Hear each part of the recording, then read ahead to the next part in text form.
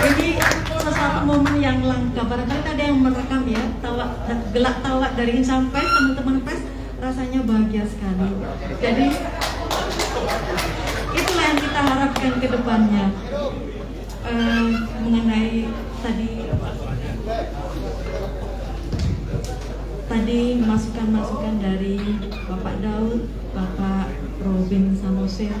Ini kebetulan kami dalam satu grup WA Kagama, kemudian dari Pak Babe ya Pak ya, kemudian Pak Sosel, dan terakhir tadi dari Ibu Ketua PWI.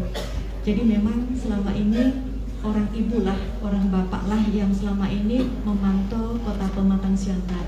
Jadi beberapa catatan yang sudah saya catat di sini akan menjadi bahan dan masukan saya.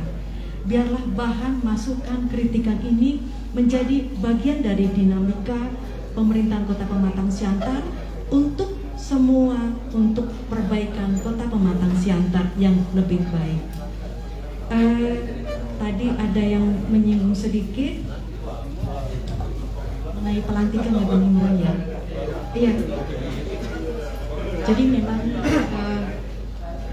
pelantikan PLT itu ada aturan mainnya, ada undang-undangnya, dan memang diizinkan. Karena kita tahu beberapa belakangan ini itu banyak PLT sehingga kami tadi melaksanakan perubahan posisi di PLT di beberapa OPD yang notabene PLT. Tujuan kami tidak lain adalah untuk percepatan akselerasi pembangunan Kota Pematang Siantar supaya kita bisa lari secepat mungkin, sesegera mungkin untuk memperbaiki Kota Pematang Siantar yang kita cintai ini agar lebih baik lagi. Ini untuk kita semua.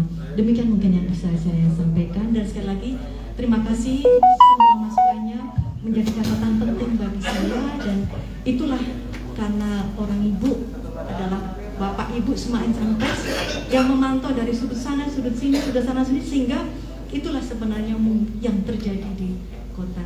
Terima kasih sekali lagi untuk masukan-masukannya. Akhir kata, wassalamualaikum warahmatullahi wabarakatuh. Mungkin nanti dilanjut lagi. Monggo Pak. Baik, terima kasih kami ucapkan kepada Ibu PLT Wakil